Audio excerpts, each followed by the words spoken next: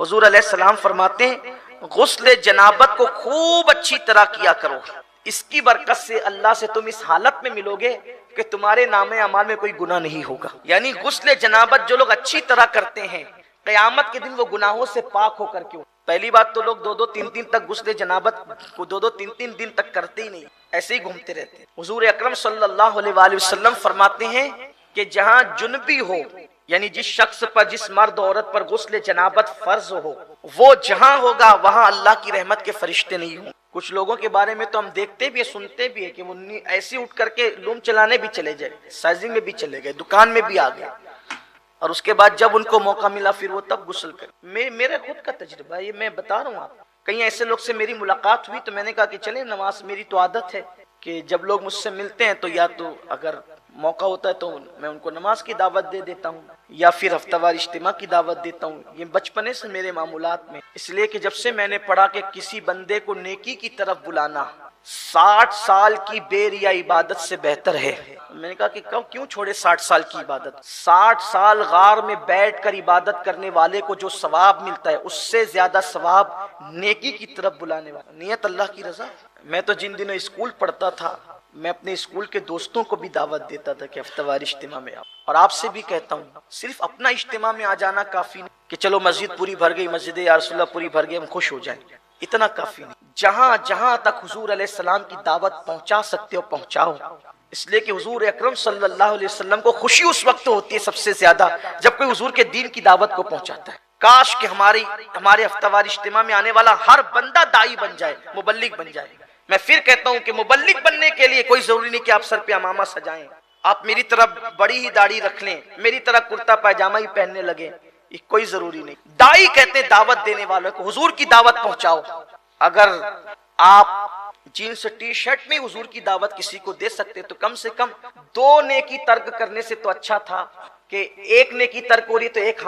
ہاتھ میں لے لیں۔ پینٹ شرٹ پر ہی اگر آپ حضور کی دعوت کسی کو پہنچا سکتے پہنچائیں آپ۔ حضور اکرم صلی اللہ علیہ وسلم نے فرمایا بلغوا انی ولو آیا، میری طرف سے پہنچا دو اگر ایک ہی بات جانتے ہو۔ اب یہ بھی بات آپ سے کہوں، کچھ لوگ کہتے ہیں یار میں عمل نہیں کرتا تو میں کیا بات عام کروں۔ ایک شخص نے پوچھا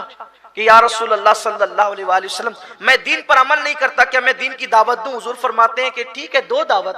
عمل کی کوشش بھی کرو لیکن دعوت دو، ہو سکتا ہے جس پر تم عمل نہیں کر پا رہے ہو تمہاری دعوت سے وہ عمل کر لے۔ تو حضور اکرم صلی اللہ علیہ وآلہ وسلم نے یہ مسئلہ بھی حل فرما دیا۔ اور میں سمجھتا ہوں کہ بعض مرتبہ جہاں ہم لوگوں کی پہنچ نہیں ہوتی وہاں آپ لوگوں کی پہنچ ہو سکتی۔ ہمارے بے شمار ایسے ہفتہ وار اجتماع میں آنے والے ہمارے احباب ہیں کہ جن کی دعوت پر وہ طبقہ آیا جن کو ہم نہ لا سکتے، اور اگر اپنی وجہ سے کسی کی زندگی اللہ تعالیٰ سنوار دے تو وہی بندہ ہمارے لیے نجات کا ذریعہ بن سکتا ہے۔ تو ایک دن میں نے اپنے ایک جگہ میں بیٹھا ہوا تھا تو میں نے ان سے کہا کہ چلیں نماز پڑھ لیتے ہیں، اور انہوں نے کہا آپ جائیں، کہا آپ بھی چلتے تو اچھا ہوتا، میں اکیلا ہی تھا۔ تو انہوں نے کہا ایک کام کرتا ہوں میں مسجد تک آپ کو پہنچا دیتا ہوں، چلیے وہ آئے مسجد کے دروازے پر، انہوں نے مجھے پہنچا، پھر انہوں نے کہا کہ بھائی دروازے تک آئے پڑھ تو نہیں، میرے کان میں کہا کہ سید صاحب میں ابھی میرا غسل باقی، بڑا صدق۔ بلکہ یہ بھی حدیث پاک میں آیا ہے کہ جو غسل جنابت میں تاخیر کرے مرتے وقت اس کی زبان پہ کلمہ نہیں آتا، عادت بنا لیں جب فارغ ہوں فوراً غسل کریں۔ حالانکہ فجر کے وقت تک اجازت ہے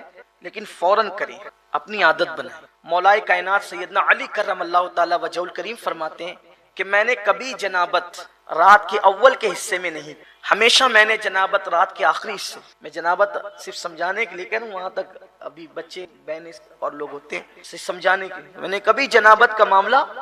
شروع رات میں نہیں کیا، ہمیشہ رات کے آخری حصے۔ وجہ اس لیے کہتے ہیں کہ اگر شروع حصے میں کرتا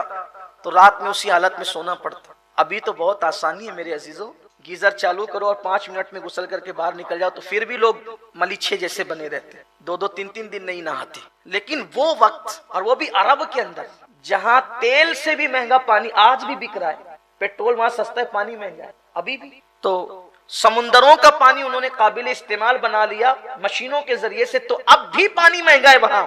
تو جب کنووں کے ذریعے پانی نکالا جاتا ہوگا تو اس وقت پانی کی کتنی اہمیت ہوگی۔ تو مولا کائنات کہتے ہیں کہ رات کے شروع حصے میں جنابت اس لیے نہیں کی کہ رات بھر جنابت کی حالت میں سونا پڑتا تھا، اس لیے میں آخری حصے میں جنابت کرتا تاکہ میں ناپاک نہ رہوں۔ کیوں؟ اگر اسی حالت میں موت آ گئی تو اللہ کو منہ کیا دکھاؤں گا۔ تو اس لیے اگر غسل جنابت فرض ہو جائے تو فوری طور پر کریں، حالانکہ فوری طور پہ فرض واجب نہیں ہے، فجر کی اذان تک اگر وضو کر کے سو جائے تو اجازت ہے، لیکن موت کا بھروسہ کیا ہے؟ ایک بات آپ کو بتاؤں، غسل جنابت نہ کرنے کا نقصان کبھی کتنا بڑا ہوتا ہے۔ ایک ہے شہید حقیقی، ایک ہے شہید فقہی، اور ایک ہے شہید حکم۔ شہید کی تین قسم۔ شہید حقیقی وہ ہے کہ جس کو مار دیا گیا، ظلمن مارا گیا، اللہ کی راہ میں مر گیا، وغیرہ وغیرہ، اب اس کو اتنی دیر تک زندگی نہیں ملی کہ ایک نماز کا وقت آ جاتا، یا وہ ایک لقمہ کھاتا، یا وہ وصیت کرتا۔ یہ سب اگر وصیت کر لیا تو شہید حقیقی نہ رہا، فقی ہو گیا، ٹھیک۔ اسی طریقے سے نماز کا وقت آ گیا، یا وصیت کر دیا، یا کھانا کھا لیا، اب وہ شہید حقیقی نہ رہا۔ لیکن جو شہید حقیقی ہوتا ہے اس کو اسی کے خون کے ساتھ اسی کپڑوں میں دفن کیا جاتا ہے، اور وہ اپنے خون کو لے کر قیامت کے دن اٹھے گا اسی کپڑوں میں، اور اس سے مشک کی خوشبو ہے، اور اس کا خون بھی میزان عمل پہ تولا جائے گا۔ یہ شہید حقیقی کی برکت ہے۔ لیکن اگر اس نے غسل جنابت نہیں کیا تھا تو اب اس کو غسل دیا جائے گا، اب اس کو غسل دیا جائے گا، حالانکہ شہید کا خون پاک ہے، پاک شہید کا خون پاک ہے۔ اسی لیے فقہا نے بیان فرمایا کہ اگر شہید کے خون کے قطرے کنویں میں پڑ جائے تو اس کو ناپاکی کا حکم نہیں، وہ خون آلود اگر کپڑا کنویں میں گر جائے اس کی ناپاکی کا حکم نہیں۔ آپ اس کو اٹھا کر کے دیکھیں، اور شہید کا یہ مقام ہوتا ہے۔ لیکن اگر وہ جنبی نہیں ہے تو اسے غسل نہیں دیا جائے گا، ورنہ اسے غسل دیا جائے۔ اب یہ جو ایک فضیلت تھی نا کہ شہادت کا خون قبر میں لے کر کے جانا، بلکہ ایک بات بتاؤں، انہوں نے تو عشق میں کیا تھا، لیکن اس کے باوجود بھی ان کو غسل دیا گیا، لیکن چونکہ کیا تھا غفلت میں نہیں بلکہ عشق میں، اس لیے غسیل الانسان نہیں بنے، غسیل الملائکہ بنے، حالت جنابت ہی میں نکلی، لیکن غسل دیا گیا ان کو۔ تو غسل جنابت جلد سے جلد کیا جائے، بلکہ میرے آقا علیہ السلام فرماتے ہیں امین وہ لوگ ہیں، یعنی امانت دار وہ لوگ ہیں جو غسل جنابت صحیح طور پہ کرتے ہیں اور جلدی کرتے ہیں۔ اچھا، غسل جنابت بھی صحیح طور پہ ہونا چاہیے۔ حضور اکرم صلی اللہ علیہ وسلم فرماتے ہیں جب کسی کو جنب کی کیفیت ہوتی ہے تو اس کے بال میں جنابت ہو، اگر ایک بال بھی حالت جنابت میں دھلنے سے رہ گیا تو پاکی نہ ہوگی۔ لوگ تو دھڑا دھڑ پانی بدن پہ پانی بہانے کا نام غسل نہیں، ناک کی نرم ہڈی تک پانی چڑھانا، غرغرہ کر کے حلق تک پانی پہنچانا اگر روزے میں نہیں ہے تو، اور اس کے بعد اس انداز سے بدن پر پانی بہانا کہ ہر بال سے کم 3 قطرے پانی بہ جائے، یہ ضروری فرض غسل بہت احتیاط سے ہونا چاہیے، ورنہ غسل باقی رہے گا۔ کچھ لوگ تو بس بدن پہ 3 بچوں کے باپ ہو گئے لیکن غسل کرنا سیکھ ہی نہیں، کیا نماز ہوگی اور کیا عبادت ہوگی اور کیا تلاوت ہوگی، کتنا بڑا المیہ ہے۔ تو اس لیے میرے آقا علیہ السلام نے فرمایا کہ اگر تم یہ چاہتے ہو کہ گناہوں سے پاک ہو کے قیامت کے دن اللہ سے ملاقات کرو تو غسل جنابت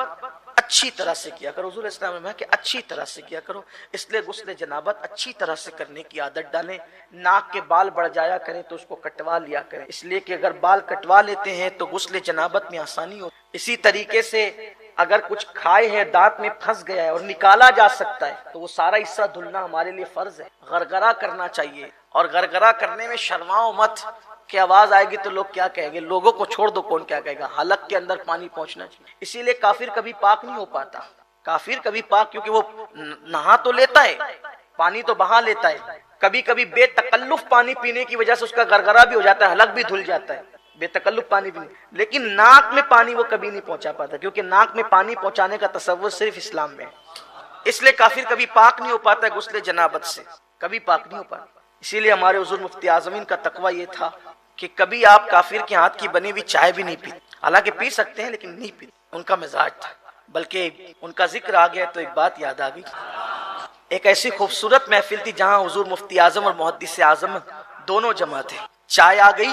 اور چائے آئی تو چائے رکھی گئی، اتفاق سے چائے ہوٹل سے آئی تھی، تو سیدی مفتی اعظم نے پوچھا کہ چائے کہاں سے آئی، تو کسی نے کہا کہ وہ فلانے کے یہاں سے، تو آپ نے فرمایا کہ میں کافر کے ہاتھ کی بنی ہوئی چائے نہیں پی، تو وہ چائے اٹھا لی گئی، چائے رکھی تھی سیدی محدث اعظمین کے سامنے، تو لوگوں نے سمجھا وہ نہیں پی رہے تو یہ بھی نہیں پئیں گے، تو سیدی محدث اعظمین رحمت اللہ تعالی سے کسی کا حضور مفتی اعظم چائے نہیں پیتے، کہا کیوں؟ کہا وہ کہتے ہیں کہ وہ کافر کے ہاتھ کی بنی ہوئی اس لیے وہ نہیں پئیں گے، تو آپ نے پھر کپ سنبھال لیا اور کپ سنبھال کر اٹھا کر پیتے ہوئے فرمایا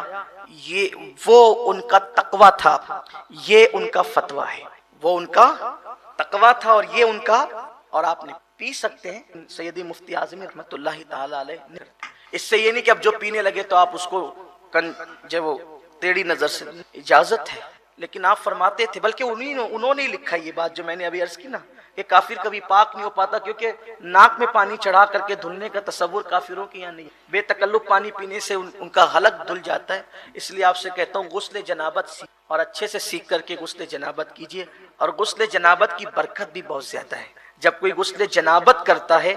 تو ہر قطرے کی تعداد کے برابر فرشتے پیدا کیے جاتے ہیں، اور وہ فرشتے قیامت تک اس کے لیے مغفرت کی دعا کرتے ہیں جس نے جنابت کا غسل کیا تھا۔ اور غسل جنابت کا پانی بطور نیکی میزان میں تولا جائے گا، یہ اس کی برکت ہے۔ اللہ تعالیٰ توفیق عطا فرمائے۔ سبسکرائب کیجیے ہمارے یوٹیوب چینل نعت رجا کو، اور بیل آئیکن کو پریس کیجیے، جس سے آپ کو ہر روز نیو ویڈیو کی نوٹیفیکیشن۔ جب ہم غسل کریں یا وضو کریں تو ہمارے یہاں پاکیزگی کا مزاج کتنا، کس انداز کے ساتھ ہمیں قانون دیا گیا ہے، اسلام کا قانون کتنا نفیس ہے کہ ہم یوں ہی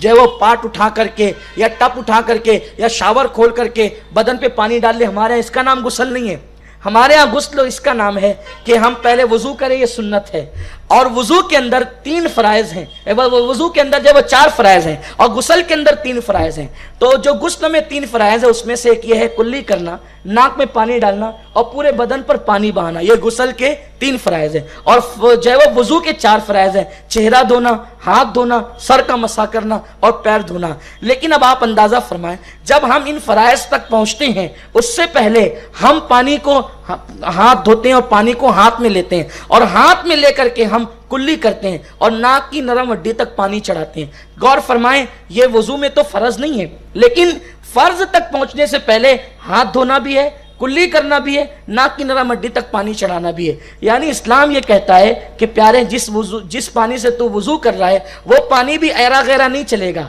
بلکہ اس کی پاکیزگی بھی ایسی ہونی چاہیے کہ جب تو اس کو ہاتھ میں لے گا تو پتا چلے گا کہ اس پانی کا رنگ کیسا ہے۔ ایسا نہیں ہے کہ اس میں پتے گر گئے اور پتوں کی وجہ سے اس کا رنگ متغیر ہو گیا، تو ایسا پانی بھی ہمیں نہیں چلے گا وضو کے لیے، بلکہ پانی بھی اپنی اصل حیت پر چاہیے، تب اس سے ہم وضو کر سکیں گے۔ یعنی یہ نہیں ہے کہ صرف پانی ڈالنے کا نام ہمارے ہاں غسل یا وضو ہے، بلکہ پانی کی بھی ایک کوالٹی ہمارے یہاں، بلکہ اللہ اکبر، اسلام میں تو پاکیزگی کا نظام یہ ہے۔ علماء فقہاء یہاں آپ ان سے پوچھ سکتے ہیں کہ جو پانی مستعمل ہے اس سے بھی ہم وضو نہیں کر سکتے، اس سے بھی ہم غسل نہیں کر سکتے۔ یہ مستعمل کسے کہتے ہیں کہ وہ پانی پاک تو ہے لیکن کسی بے وضو یا بے غسل کے آدمی نے اس میں اپنی انگلی ڈال دی، قصدن انگلی ڈال دی، اسلام کہتا ہے یہ پانی اب اس قابل نہ رہا کہ اس سے وضو کیا جا سکے یا غسل کیا جا سکے۔ جس مذہب میں پاکیزگی کا یہ عالم ہے، اگر وہ قوم گندگی کے اندر اپنی زندگی کو گزار رہی ہے تو اس سے بڑھ کر بے وقوف کون ہوگا، نادان کون ہوگا، اس سے بڑھ کر کے جفاکار کون ہوگا، اس سے بڑھ کر کے ضیاکار کون ہوگا۔ میرے پیارے آقا علیہ السلام کے پیارے دیوانوں، اسلام کا یہ قانون ہے، اسلام کا یہ نظام ہے۔ تو ہم پانی ہاتھ میں لیتے ہیں تاکہ اس کا رنگ نہ بدلا ہو، اس کے بعد کلی کرتے ہیں۔ چلے رنگ تو اپنی اصل حالت پر ہے، لیکن ایسا تو نہیں کہ اس کے اندر کوئی ایسی چیز ڈال دی گئی ہو جس کی وجہ سے پانی کی لذت بدل گئی ہو۔ پتہ چلا ہم جس سے وضو یا غسل کرتے ہیں وہ پانی بھی ہمیں ایسا چاہیے جیسا وہ آسمان سے برسا تھا، جو لذت وہ لے کر کے آیا تھا اس میں وہ لذت قائم رہنی چاہیے، تبھی جا کر کے وہ پانی ہمارے استعمال کے قابل ہوگا۔ اور اس کے بعد ہم ناک کی نرم ہڈی تک وضو میں پانی چڑھاتے ہیں تاکہ اس کی بو بھی تبدیل نہ ہو، جو بو وہ لے کر کے آیا تھا اس بو پر جب تک وہ قائم نہیں رہے گا وہ ہمیں پاکیزہ نہیں کر سکتا۔ یہ اسلام میں پاکیزگی کا نظام ہے۔